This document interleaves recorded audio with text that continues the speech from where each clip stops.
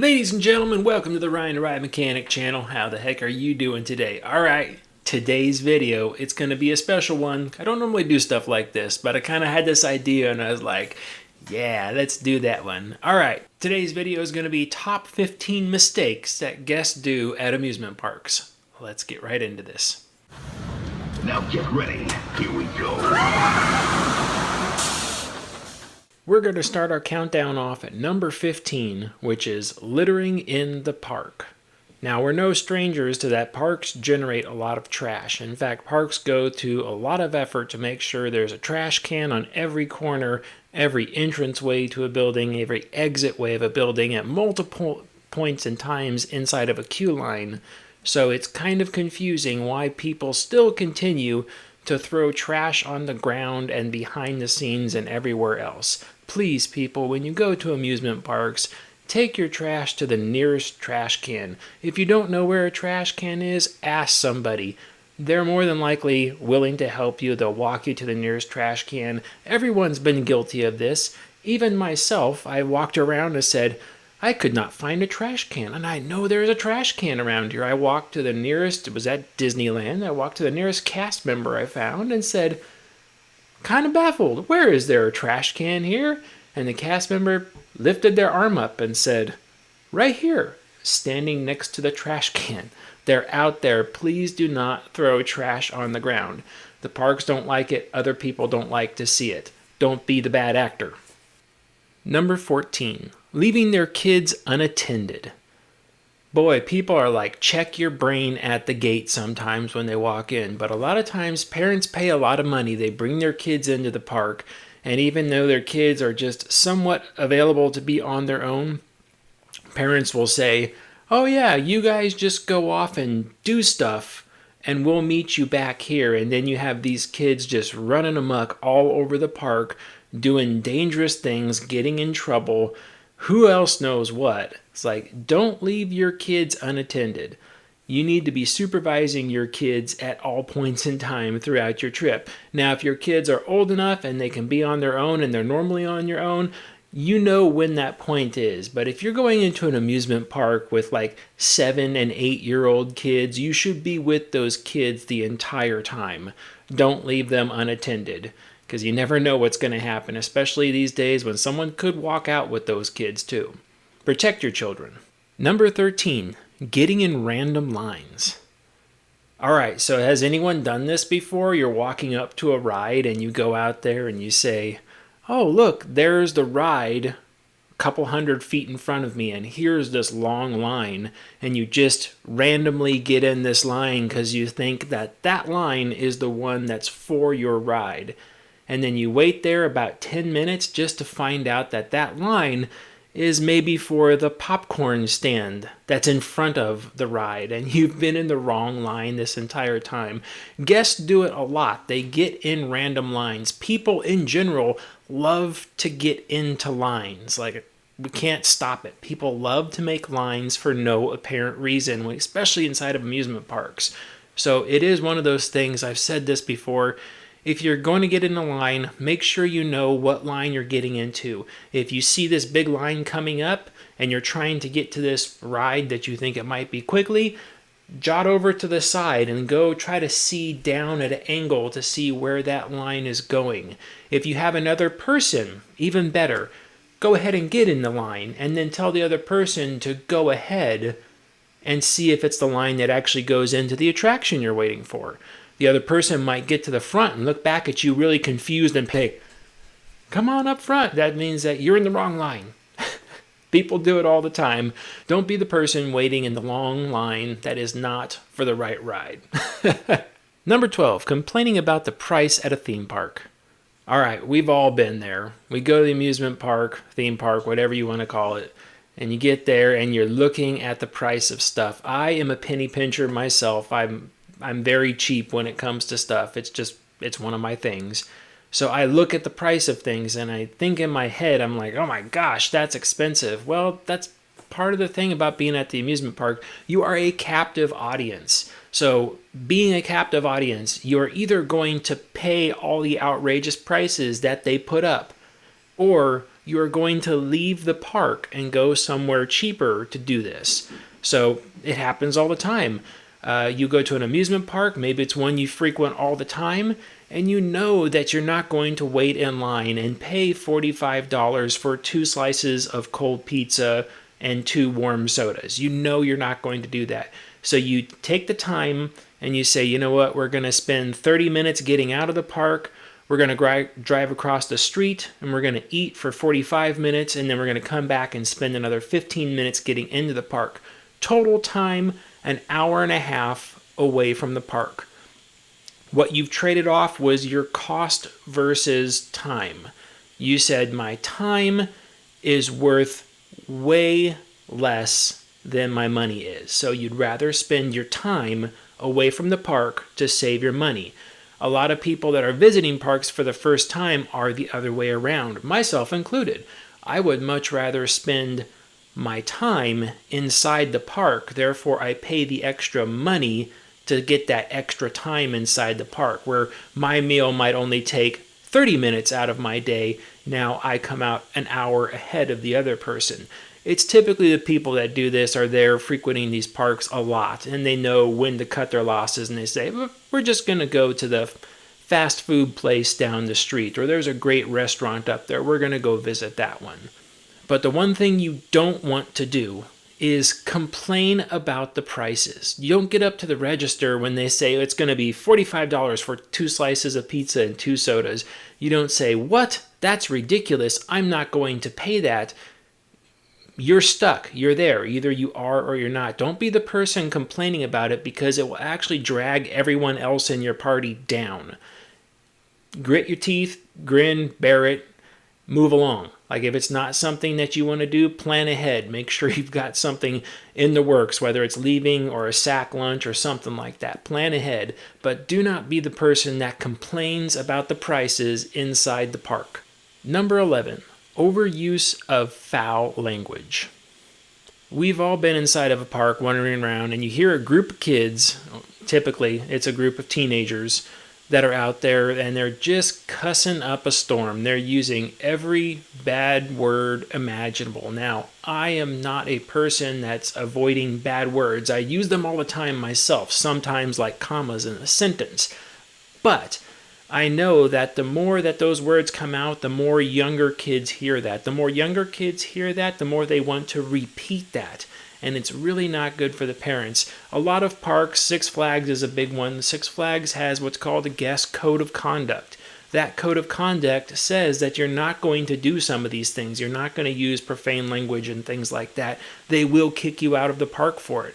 I can totally get behind that and back that up, because if I'm coming into the park with my little kids and I'm trying to prevent them from being just sucked into the internet and listening to all this garbage that's out there and all these foul things running around, I don't want to hear it from other people. It detracts from everyone's day. So please, for everyone's sake around, do not overuse foul language. If you're going to use foul language, try to keep it amongst your little tiny group of people.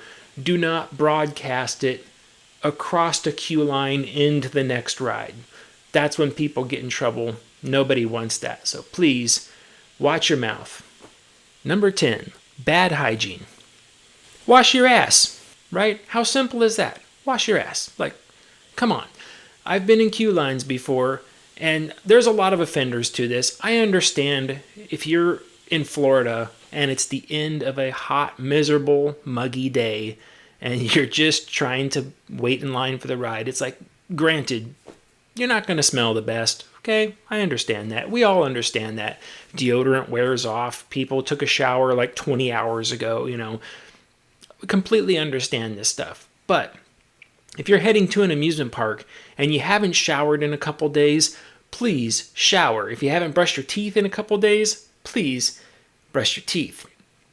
And if you're one of those people that hasn't washed your ass in a couple days, please wash your ass. We can all smell that. We don't want to be near you. You have an aura around you, stink lines coming off. Like you make your own little nuclear radius around yourself in the queue line. Please, please, please.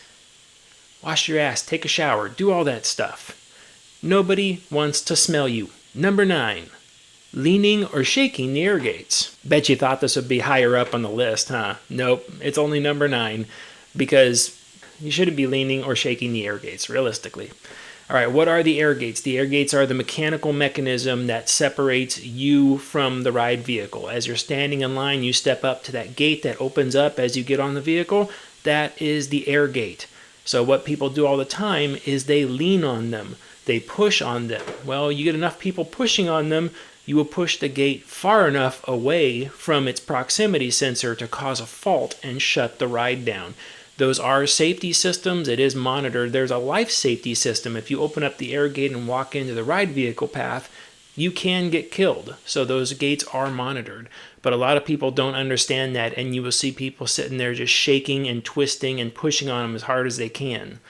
Please do not lean up against or shake the air gates. I don't know how many times I have to say this, but I see it constantly all over the place. Please don't do that.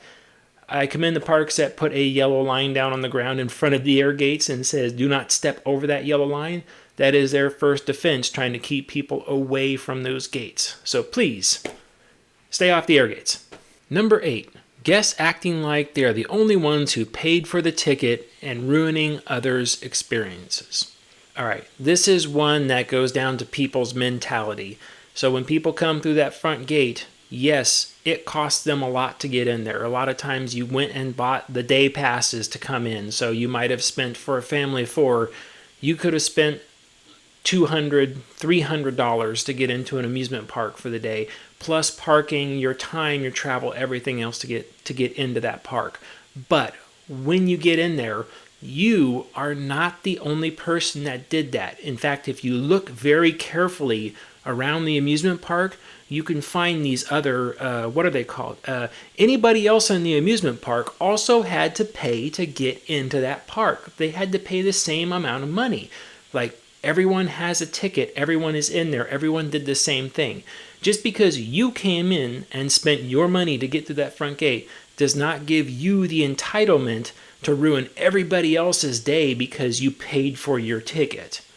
Like, you're trying to cut through the front of a queue line and people are like, oh, and they're like, oh, I paid my money. I paid my money, so you shut up. I paid my money. It's like, nope, everyone paid their money. That's, get in line with everybody else. It's that sense of entitlement that really irks it for most people. They think that they're above everybody else. You're not.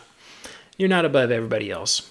Number 7, overstepping your bounds when rides are broken down. All right, this is a fairly simple one. When a ride's broken down, what do? You go up, you find out the ride's broken down. I'll say, oh, that's too bad. Do you know when it might be open? And they say, check back in a little bit, check back in an hour, or they might say, no, we don't. And then your response should be, okay, turn around, walk away. That's the end of that transaction, period. What you should not do is you should not sit there and argue with the people that are saying that the ride's not working. You can't argue with them and saying, well, can't you just let me go? It's like, oh, geez, we didn't think about that before. Right? Just go ahead and go on the broken down ride that's not working. Don't argue with these people. Also, don't try to put the blame on them, like that particular operator that's standing out there messed up the ride for everybody else. They didn't. They're just there trying to convey a message that the ride is not operating at this particular time. Come back. When can I come back? I don't know. Just come back at a different point in time. When they say, I don't know how long it's going to be, they typically mean they don't know how long it's going to be. Number 6, not hydrating while at the park. It's no secret, most amusement parks are really hot and humid outside. That's the price you pay for being in an amusement park in the middle of summer. Well, it's not fun when rides break down either. What would you say if I told you that a lot of rides break down because people didn't drink enough water? It actually happens all the time. People pass out in queue lines from heat exhaustion. They'll be standing there and then they'll suddenly just collapse. Well, a lot of times when that person collapses into the queue line, it creates essentially a medical emergency, which causes operation of the ride to halt because they have to get the paramedics to that queue line, whether it's park paramedics or worse, like an ambulance from outside, into that queue line. So out of convenience, they stop the ride so they can clear the line out of that area and get the proper emergency officials to those people. So it's kind of weird to think of, but yes, not hydrating enough can cause ride shutdowns. It's something that you shouldn't do. When you go to an amusement park, hydrate as much as possible. Drink as much water as possible. You should be going to the bathroom every 2 hours. If you're not hydrated enough. Keep drinking water. These are not water. This is actually dehydrating. This is actually taking water out of your body. This is not a substitute for water. Neither is beer. Water. Number 5, demanding to know what's wrong with the ride. Oh boy, I love these people. You get your Karens out there that they get upset when the ride breaks down and they get up there and say, I demand to know what's wrong with this ride right now.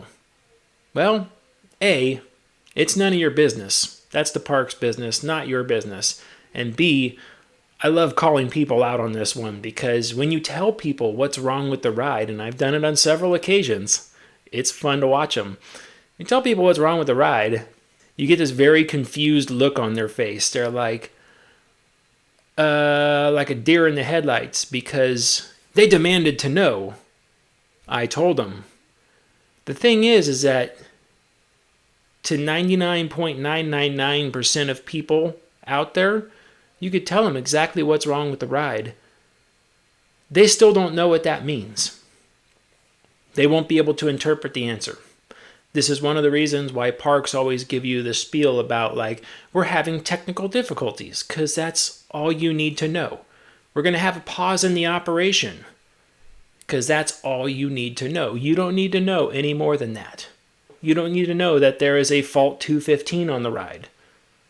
Because the next question is, what's a fault 215? You don't need to know what that is. None of your business. That's the park business. Let the park handle their own business. You handle your business, let the park handle their business. Your decision is, should I stay in line or should I exit? And that's typically what the ride operator is there for too. They will tell you at that point. They will say, hey, we advise you staying in line. We advise you not staying in line. You should go find another ride. Because they might know that if a particular fault pops up, it might be a quick reset and go, or it might be, we've been having this problem recently. This is going to take 45 minutes out of our day. They won't tell you that, but they're only going to say technical difficulties, but the cool operators might tell you, yeah, we advise you find another ride, or we advise that you just stick around for a little bit. It's not just mechanical breakdowns that cause these pauses in operation. A lot of times if somebody throws up or if something is left behind on a seat, that could do the same thing. Everything causes a delay in operation. Almost everything. So you don't know what it is. Give it a little bit of time. Wait around. Give it 10 minutes. After 10 minutes, if you don't see any progress with the ride, you might want to think about moving to something else. But that's completely your call. It's a dynamic situation. But do not be that person that demands to know what's wrong with the ride. Number 4, line jumping. You people are the absolute worst. We all hate you. Line jumpers. We hate line jumpers. Now, we can all understand if you have a group of 6 or 8 people and 6 people get in line, but 2 people had to go to the bathroom. We totally understand that. It's we got it. We've all been there ourselves. You get in line and you get going, and then suddenly here comes 2 people making their way up to, oh, excuse me, our party's up there. You get a little bit irritated with it. I still do.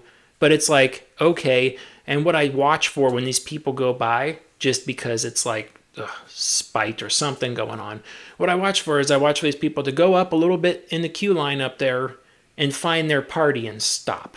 It's okay. The people that absolutely have a true spot in hell are the ones that go through that line and do, oh, my group's up there, and their group is not up there. It's just 2 kids. It's typically 2 kids just worming their way through the line until they're pretty much all the way up at the front. And then they're just oh, we just bypassed a line. That is true line jumping. It really does suck. Everyone hates it. If you're one of those people, I hate you. Don't do it.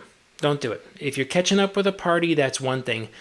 If your party's we're going to go ride this ride, and you're I want to go ride this other ride, I'll catch up with you in that line. Nope, that's line jumping too. Don't do that. I think the only, and people can comment down there, let me know what your feelings on line jumpings are.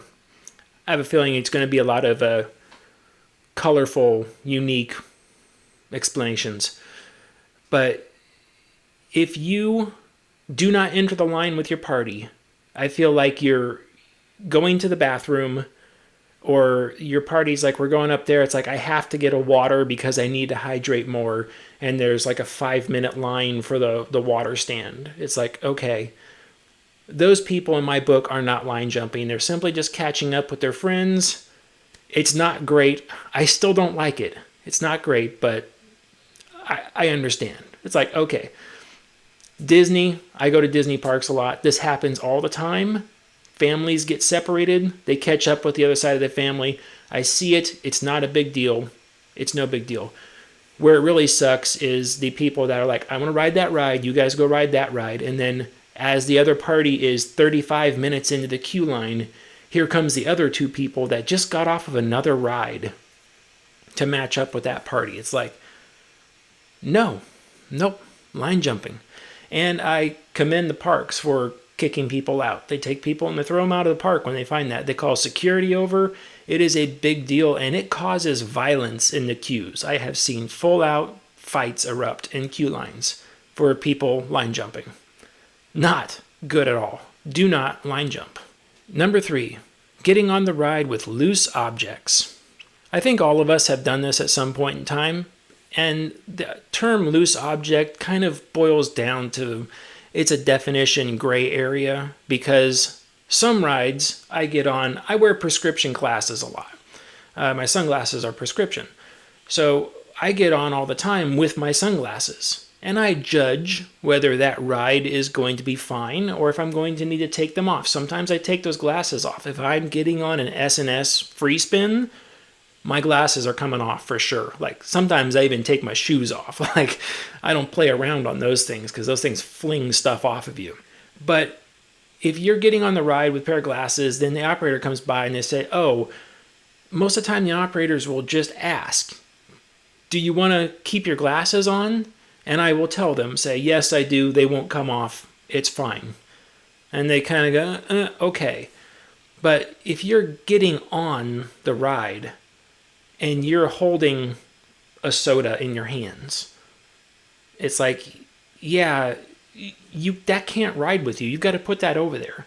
If you're getting on the ride with a backpack or a purse or something like that, well, the entire time you've been in line, they've been talking at you to put stuff across the way in the bins or in a locker or something like that. It's like, those were your warnings. Don't be that person that makes the rest of the train wait while they have to unlock your coach so you can get up, walk over there, put your soda down or something like that, and come back to the train and sit back down. It's one thing if it's a little gray area where it's like, I think my glasses can ride, and the operator is like, no, they can't. That's one thing. But if you clearly got something that's not supposed to be on the train, put it somewhere else. Locker in front of the ride, or if they have cubbies offered up there in the station, go put it up there with those cubbies. Do that sort of stuff. Don't be the person that holds up the rest of the train, because you got to remember, it's not only these people waiting to ride that you're hanging up. There's typically a brake run further back that has a full train of hot people sitting in the hot sun waiting to come back into the station to get off, and they're waiting for you basically to get up and put your laptop over there that you thought it was safe to get on the ride with. Don't do that stuff. Number 2, getting off the ride on the wrong side of the train. I know this is such a minor one, but it causes so much confusion in the station, and it holds the other people back from loading. The train comes in, everyone exits from the air gates, gets into the train, and then they exit to the right side of the train as they're coming in. So from the left, center to the right. Okay, the train comes back in and stops. People aren't paying attention. They don't remember which side of the train they got into or came out of. And when they come up, they're sitting there and they could see people on the air gates on the left-hand side waiting for them to get out. And then they see the other side where it has the exit gate over there, and they go, oh, I'm going to get up and go out to the air gate side. No, that's not. You got to go to the other side. And when you come in, the operator's typically yelling at you too over the PA system to exit to your right or exit to your left. Those little things add up to a lot of time, and every time someone gets confused, it tags on another 20, sometimes 30 seconds onto letting those people into that train, because you got to wait for those people to figure out their confusion and cross back over the train in a safe manner and get out to the side before they could let the people back on. Irritating. Now, it's not just the 20 seconds, 30 seconds that it is. It's the fact that it happens like every other cycle. It backs up. It starts compounding. Next thing you know, your queue line, you've now waited an extra 10 minutes in that queue line simply on people getting out of the wrong side of the train. Try to remember, when you sit down on your train, say, I just boarded from the left. That means I should exit to the right. And the number one mistake that guests make at amusement parks is pulling out your phone on the ride. Now, it's one thing if you go to a park that allows you to film on the rides and you ask about it, then they say, yes, that's fine. But most parks these days have a strict no phone policy. Very few parks do. I know Disney is like, yeah, you can pretty much film on their rides because the vehicles don't cross paths. So they're like, yep, if you drop it, then that's your fault. But there are most parks out there, they do not allow cell phones, cameras, or anything else on there. And it's one thing if you just sit down on the ride and I've got my phone out and I'm ready to record and they come by and they say, hey, you're number 3, right? Getting on the ride with loose objects. That has to be in a bin over there. It's like, oh, okay, I'll go put it in the bin or I'll go put it in my pocket. It's another thing completely when they say, you can't have that on the ride. It's either got to go in the bin or in your pocket. And I go, I'm going to put it in my pocket. And I push it down in my pocket. And then it's like, yeah, okay. And they send the train. And then once the train leaves the station, I go and pull it back out of my pocket and start recording again. Operations watches the trains. I know this is a foreign concept to a lot of people, but the operators watch the trains all the time. So they're looking for people to pull cameras and phones and stuff out while they're on the lift hill. And it really boggles the mind when people do that, because they'll pull their camera out and they're, all right, I'm going to record this. And they start recording. And a couple seconds later, the lift hill stops.